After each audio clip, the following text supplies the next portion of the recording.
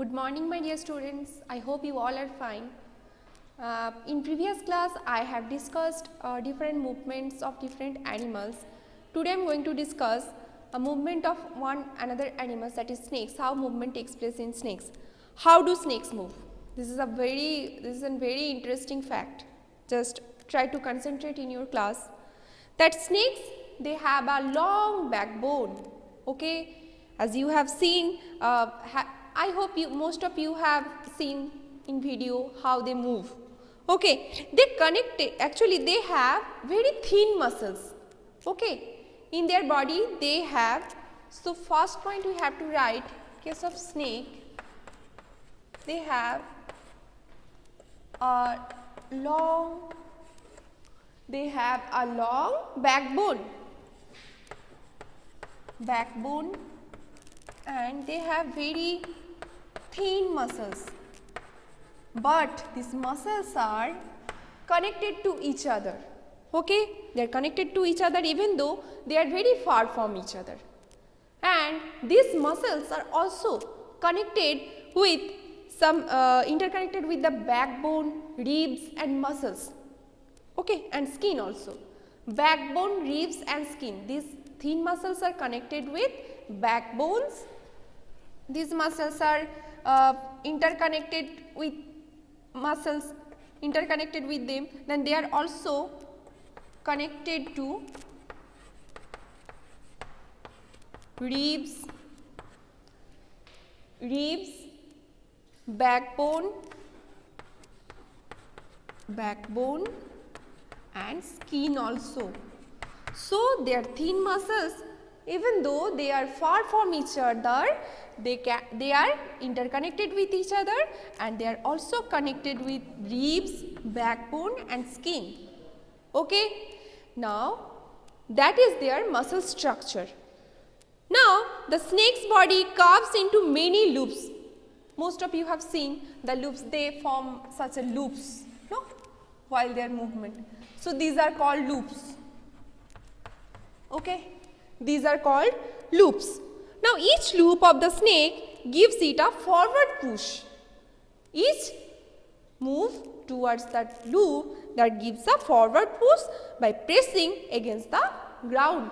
They are pressing the ground and move forward by this way. Okay.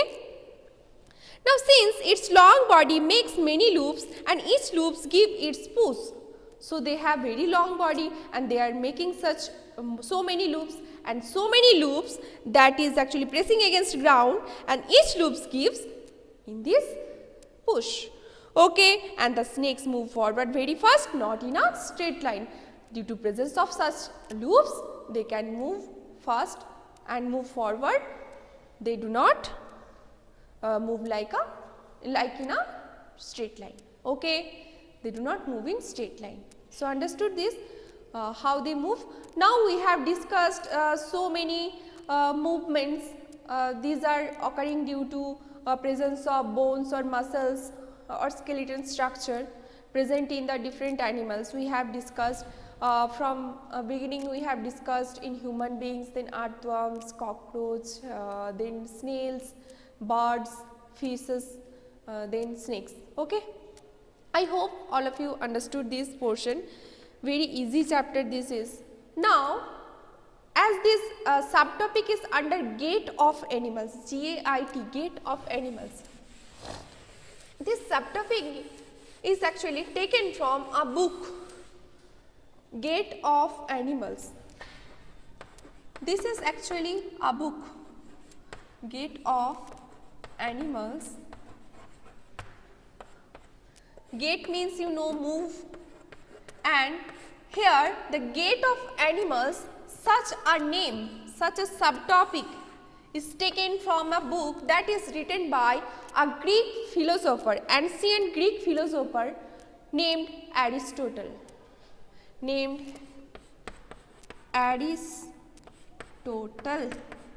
Aristotle.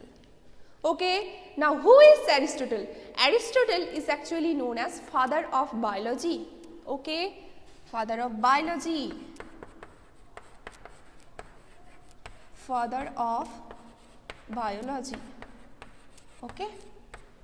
So in his book Gait of Animals, there it has been he just questioned it himself that how do these body parts, how do the different body parts helps the animals to move the way they do, and what were the similarities and differences in these body parts between different animals.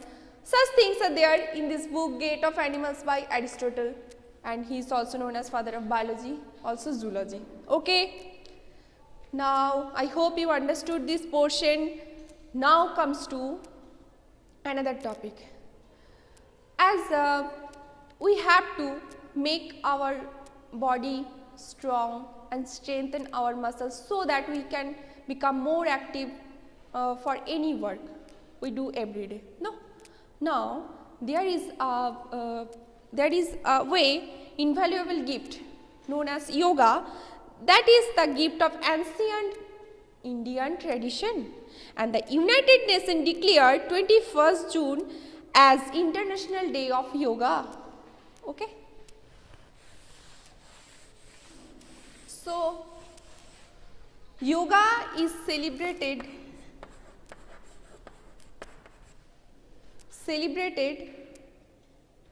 as International Day of Yoga 21st June. This is actually celebrated as International Day of Yoga, na? Day of Yoga. So it is actually declared by United Nations UN. Okay, and yoga keeps a person healthy, and it helps in keeping the backbone, our backbone, erect, and also enabling to sit straight and not slouch. Okay, and many postures in yoga requires you to lift your own weight, and which helps in making the bone strong and help ward off osteoporosis. Okay, and it also helps in relieving joint pain, which is mostly observed in elderly people, and it tunes all the muscles of the body and keeps them active. Okay, and it keeps our heart healthy, then makes it work more efficiently, as you know, and certain yoga postures should be performed under supervision of a trained person. So here we have finished the chapter body movements. In the next day I will discuss the question answer from exercise of this chapter. Okay students, that's all. Thank you. Have a nice day.